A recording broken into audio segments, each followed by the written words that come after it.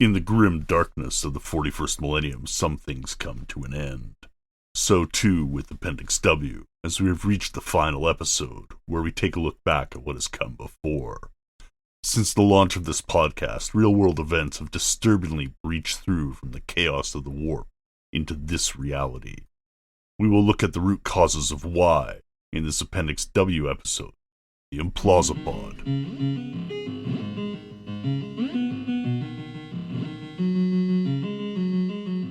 Welcome to the Implausipod, a podcast about the intersection of art, technology, and popular culture. I'm your host, Dr. Implausible, and in this special Appendix W episode, I wanted to get to the end point of what Appendix W is all about, because since we started it, I've always known where the end point is going to be. There's a line I remember from my childhood from the theme from Mahogany, not the original sung by Diana Ross, but a cover out of Europe. Do you know where you're going to? When it came to Appendix W, the answer was an emphatic yes. I had a good idea at the outset where this would lead since the initial post back in 2021. This comes with the benefit of hindsight and experience where one can develop a good idea of the feasibility of a project at the point of inception. However, while you may have a destination in mind when you start a project, the place you may wind up at may be wildly different, or at least the path may be more circuitous than expected. So, if I didn't discover anything new along the way, I would have been a fine project, but I would have been a little disappointed. And we did uncover some new things, and that's been fantastic. Of course, anyone familiar with that rather famous song knows the next verse starts with, "Did you get what you're hoping for?" And the answer to that is, not quite.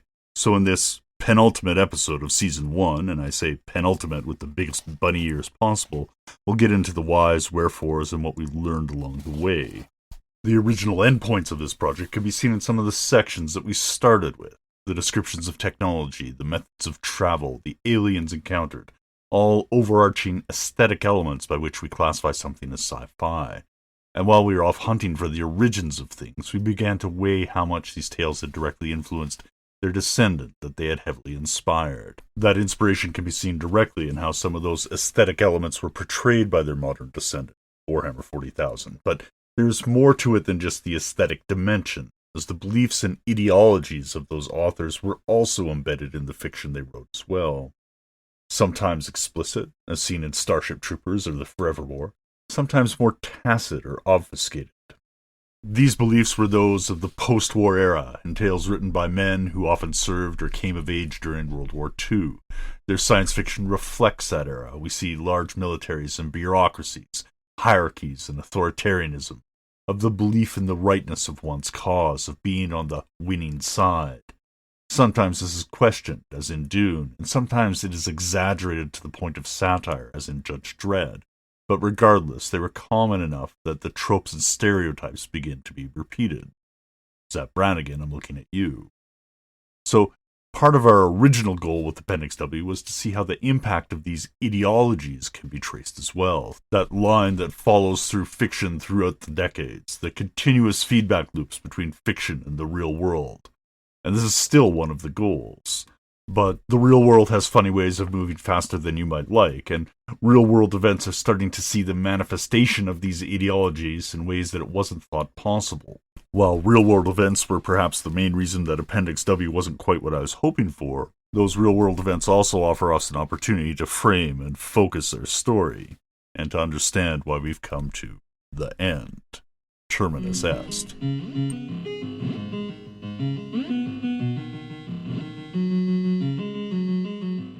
Why Terminus Est? Well, in Latin it quite literally means it's the end, but it means something rather different in the context of science fiction in Warhammer 40k. In sci-fi, it is one of the great swords of fiction, in a pantheon of named blades along with Stormbringer and Dragnapur and many others. Terminus Est was the sword of the executioner Severian in Gene Wolfe's The Book of the New Sun. We mentioned it in passing when we talked about that book back in episode 24 of Appendix W. You can see an image of it from the cover of the paperback edition of the book in the thumbnail episode of the show. It is from this iconic presentation that all of its other manifestations flow, whether in Castlevania and Path of Exile, to the manga of Blade Dance, to all of the other ridiculously oversized two-handed swords and diaclaves that show up in anime, D&D, and Exalted, to an appearance in Warhammer 40,000 itself, as the name of the flagship of the Death Guard, as we've covered before. The aesthetics of Gene Wolfe's work in the Book of the New Sun, the imagery and use of language can be seen redolent throughout the lore of 40K. That idea of a fallen humanity long in the future dealing with technology that they no longer understand is seen throughout the work. Perhaps we can best show this in how Terminus Est is introduced to the readers on page 106 of the Timescape edition from 1980. Quote, "The sword herself. I shall not bore you with a catalogue of her virtues and beauties. You would have to see her and hold her to judge her justly. Her bitter blade was an ell in length, straight and square-pointed, as such as swords should be. Man-edge and woman-edge could part a hair to within a span of the guard, which was of thick silver with a carven head at either end. Her grip was onyx-bound with silver bands, 2 spans long and terminated with an opal. Art had been lavished upon her, but it is the function of art to render attractive and significant those things that without it would not be so, and so art had nothing to give her. The words Terminus Est had been engraved upon her blade in curious and beautiful letters, and I had learned enough of ancient languages since leaving the atrium of time to know that they meant, 'This is the line of division.'" End quote. But Terminus Est is an unusual blade, and she holds some secrets within her. Quote, "There's a channel in the spine of her blade, and in it runs a river of hydrogyrum, a metal heavier than iron, though it flows like water. Thus the balance is shifted towards the hands when the blade is high, but to the tip when it falls."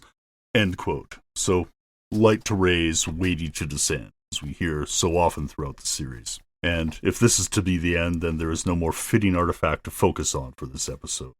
So let's take a moment to look back at Appendix W through the lens of the Executioner's blade.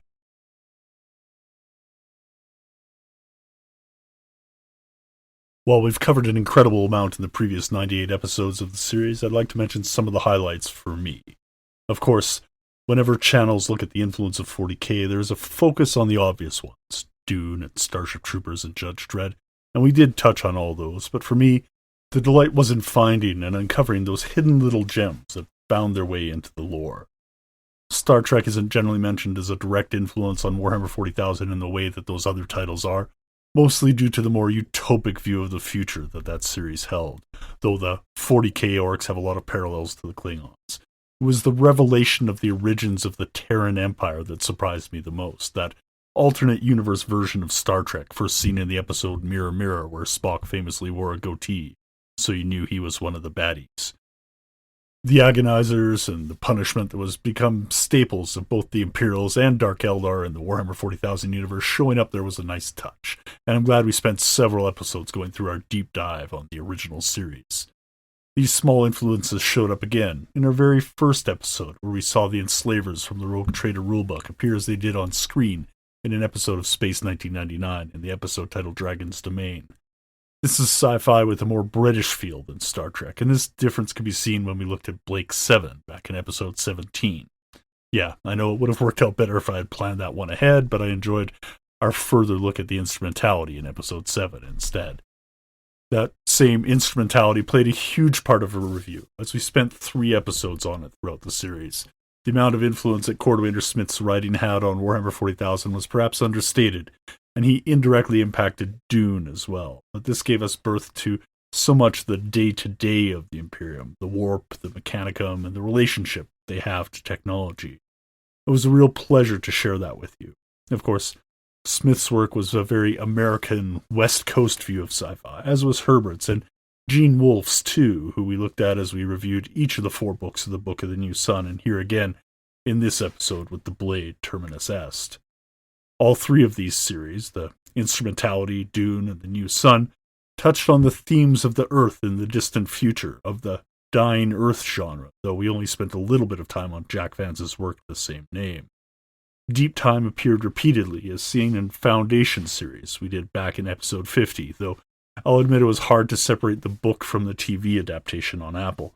And here we can see some of the commonalities of the authors of the early influential science fiction, as Asimov, Heinlein, Smith, and Vance all worked for the U.S. military in various capacities during World War II. We'll pick up on this thread in a moment. Of course, even though much of the sci-fi of the quote-unquote Golden Age was written by Americans following their experience in the war, there was no shortage of British influence as well. We mostly skipped over the rather obvious Tolkien influences, opting for just a quick episode there discussing how those contributions to the fantasy genre as a whole found their way to 40K through the influence of Games Workshop's fantasy series, the original Warhammer. This is where the works of Michael Moorcock showed up as well, back in episode 10 when we looked at Stormbringer, the sword with the trapped demon within that inspired the whole mythology of daemon weapons within Warhammer. For me personally, the biggest revelations came from my first exposure to much of the British media that I had only rarely glimpsed growing up. As a Canadian, we tended to get overlapping coverage of both British and US culture, but it was very selective, and there was some stuff I really hadn't seen at all. So whether it was Doctor Who or Blake Seven or the various comic series included as part of 2000 AD, discovering how those filtered into Warhammer 40,000 was fascinating, and I'm glad I got to share those with you in the multiple episodes we did. I'm also happy we brought in some outside experts for a look at the Gundam series with an interview with veteran modelers and fans of the franchise. Even the Gundam influence on Warhammer 40,000 didn't really start showing up until later in the 1990s with the release of the Tau Empire, but big stompy robots were there from the beginning. But no exploration of sci-fi influences would be complete without looking at the impact of Hollywood. Perennial franchises like Star Wars, Aliens, and Terminator all showed up in various ways, and I'm glad we got to those franchises eventually. But as we mentioned in those episodes, they are widely popular and well known, so I'm also happy we waited as long as we did before taking a look at them, as the little details of the earlier, smaller titles would have been eclipsed by the giants of the genre. However, it is in the films that we can most easily see the differences in the sci-fi ideologies that are represented within the series.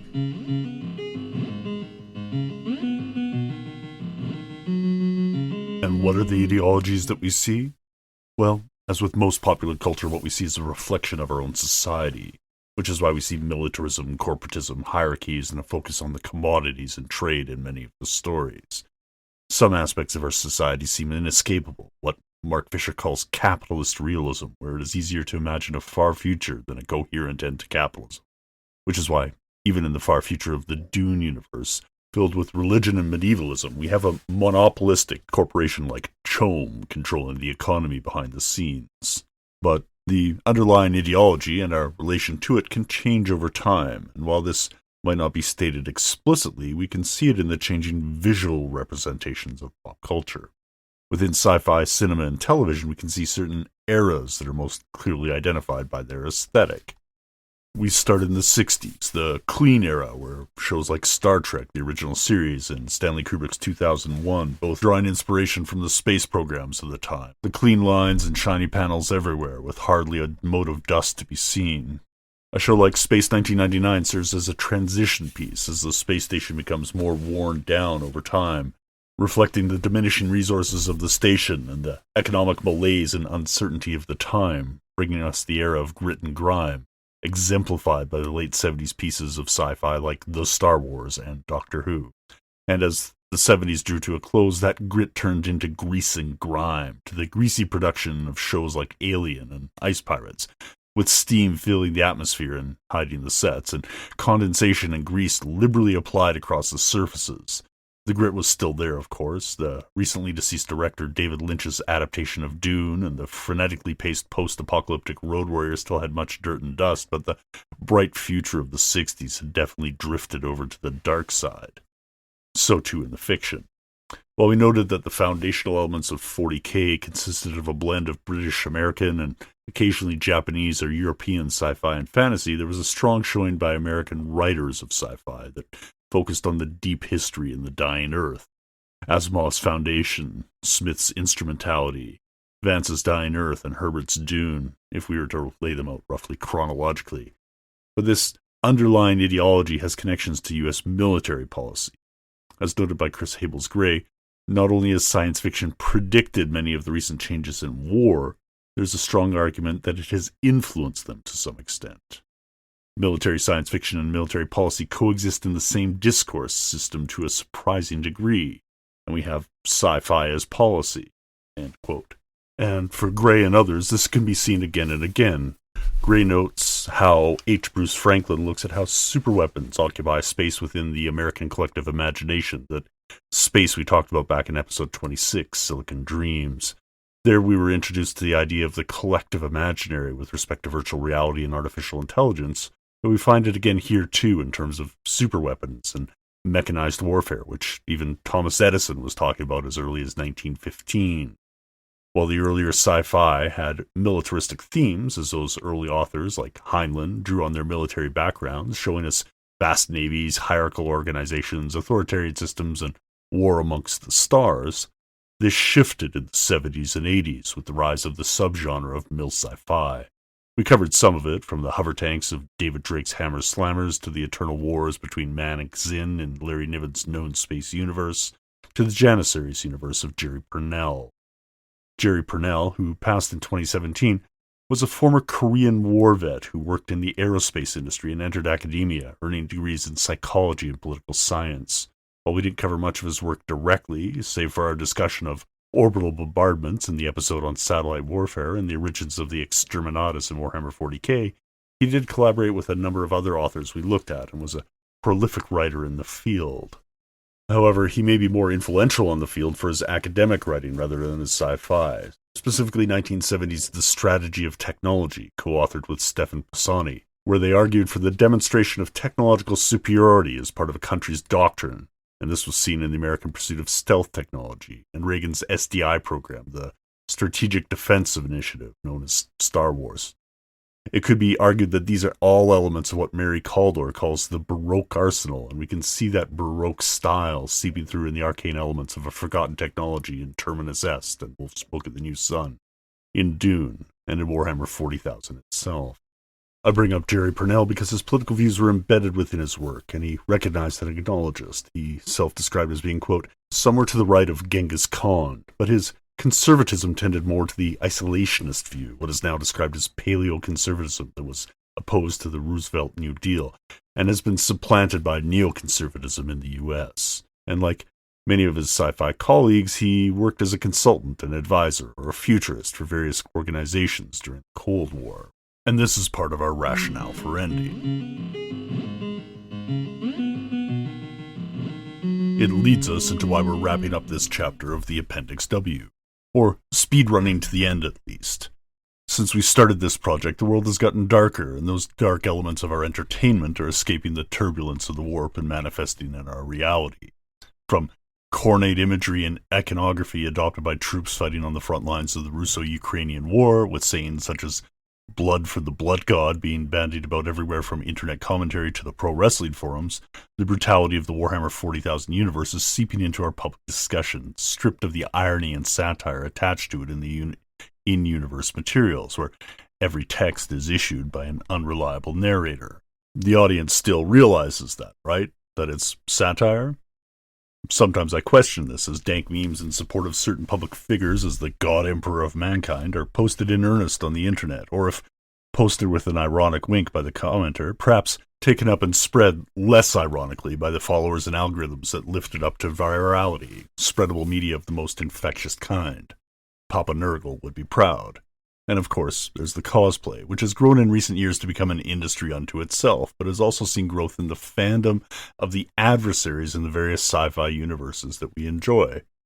While many cosplay conventions have adopted explicit rules against historically fascist or racist imagery, they are much more lenient when it comes to allegorical representations. And as we've mentioned throughout this episode and series, sci-fi is rife with allegory. Elements that were clearly presented as allegorical in the original fictions were shaded in with gray during the intervening years and have been embraced by the fandoms at different points. Elements of clear satire, Starship Troopers and Judge Dredd most specifically, were taken at face value, and so the critique they presented on the police state or militarization and fascism gets subsumed by the larger sci-fi trappings of the settings. These fandoms have become groups unto themselves, with groups like the 501st, a now international troupe of cosplayers that wear stormtrooper armor and march around conventions and other events. The group that represent the baddies in Star Wars, wearing armor and helmets designed to look like skeletons and skulls, were originally patterned off of the Americans in Vietnam. The rebels of which Luke and Leia were a part of were the Viet Cong, according to an interview George Lucas gave with director James Cameron in 2018. And the 501st is not alone in groups of bad guys that find representation within the cosplay community. But the issue is that fashionable cosplay becomes fashionable dress rehearsal, and from there it seeps into everyday life. So too with Warhammer 40,000. The grim darkness of the 41st millennium finds no shortage of representations of evil, from the grinding military machine of the Imperial Army, the Astra Militarum, with its commissars and the World War I German-inspired Death Corps of Krieg, to the transhuman space marines, the Adeptus Astartes, drawing inspiration from the armored soldiers of Starship Troopers, the Forever War, and the Sardaukar of Dune. We see this continue in the Judge Dredd-inspired Adeptus Arbites, the space cops that police the regular population, and the Inquisitors that purge out heresy with the fervence of the now expected Spanish Inquisition. Games Workshop has repeatedly stated that their work is satire, but how much weight do those statements carry, especially compared to the evidence of all the other material published for their universe? In a statement made on their website in 2021, Games Workshop stated, "The Imperium of Man stands as a cautionary tale of what could happen should the very worst of humanity's lust for power and extreme, unyielding xenophobia set in. Like so many aspects of Warhammer 40,000, the Imperium of Man is satirical. For clarity, satire is the use of humor, irony, or exaggeration, displaying people's vices or a system of flaws for scorn, derision, and ridicule. Something doesn't have to be wacky or laugh-out-loud funny to be satire. The derision is in the setting's amplification of a tyrannical, genocidal regime turned up to 11. The Imperium is not an aspirational state outside of the in-universe perspectives of those who are slaves to its systems.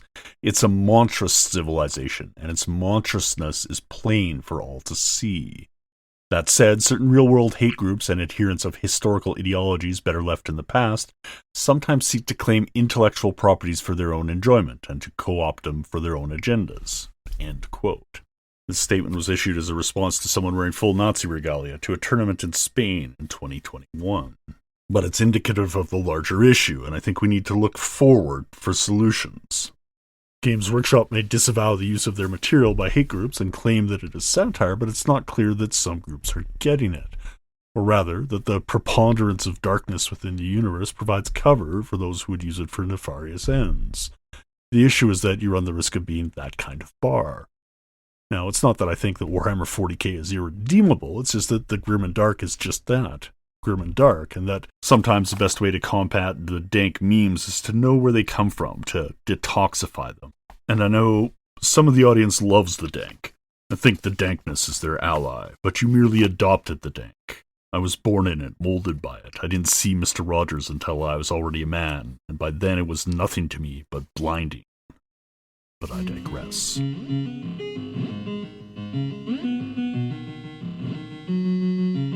Warhammer 40,000 Rogue Trader was originally published in 1987, and it collected its inspirations, wove them together, and wore them on its sleeve, adding more fabric to the quilt as time went on.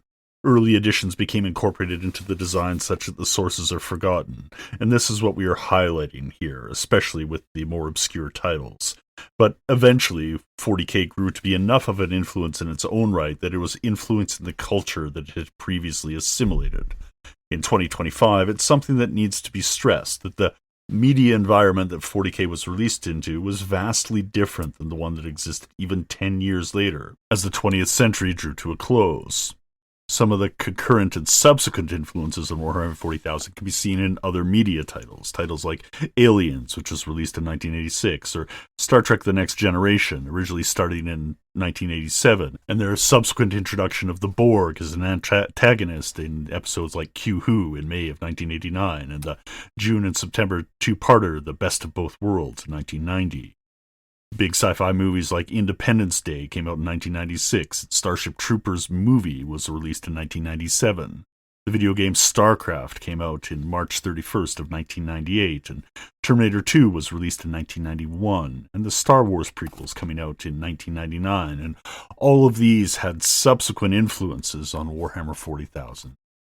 As we go forward with the Appendix W, and we will be going forward, we will be looking at the interplay that took place during the early 1990s, a fallow period in sci-fi which allowed, or forced perhaps, 40,000 to build on its own mythology and become the cultural icon and brand that it turned into. Why are we doing this? Well, as I stated, partly it's a speed run in order to catch us up to the present, as current events have forced the timeline along, and we don't want to be looking at stuff that's so hopelessly dated that it has no impact or anything to say about what's going on currently in our world. And from this point forward, episode 99, we'll be looking both backwards and forwards at the various titles that influence and shape what's going on.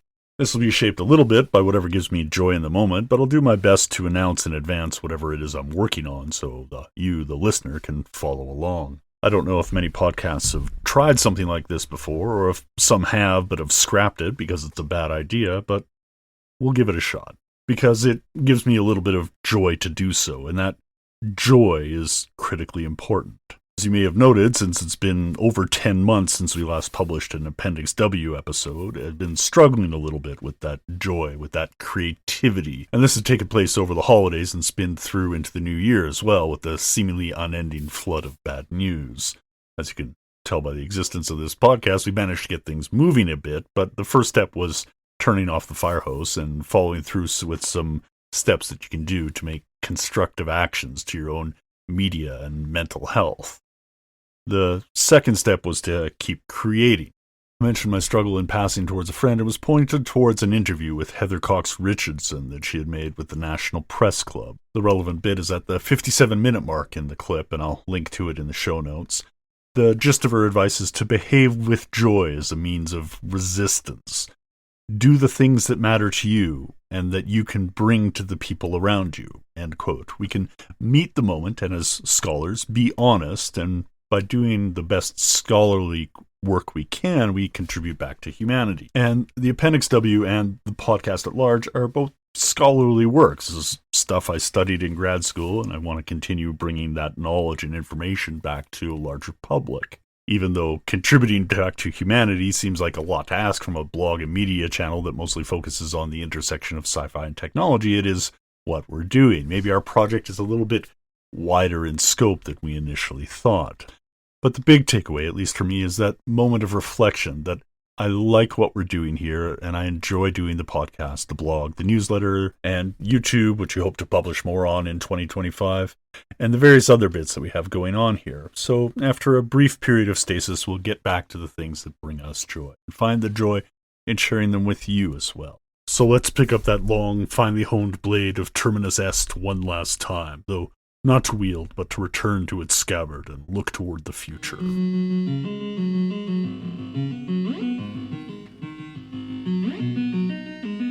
Thank you for joining us on this special Appendix W episode of the Implausipod. We'll return next episode with the start of our series on cyberspace and examine some of what is being built around us, what this is all about. After that, we'll be looking at the first season of Andor, and we may have just a few other surprises to throw your way in the meantime. I'm your host, Dr. Implausible. You can reach me at drimplausible@implausipod.com, and you can also find the show archives and transcripts of all our previous shows at implausipod.com as well. I'm responsible for all elements of the show, including research, writing, mixing, mastering, and music, and the show is licensed under a Creative Commons 4.0 share-alike license. You may have also noted that there was no advertising during the program, and there's no cost associated with the show. But it does grow from word of mouth of the community, so if you enjoy the show, please share it with a friend or two, and pass it along. There's also a Buy Me a Coffee link on each show at implausipod.com, which will go to any hosting costs associated with the show. Over on the blog, we've started up a monthly newsletter. There will likely be some overlap with future podcast episodes, and newsletter subscribers can get a hint of what's to come ahead of time, so consider signing up, and I'll leave a link in the show notes. Until next time, take care and have fun.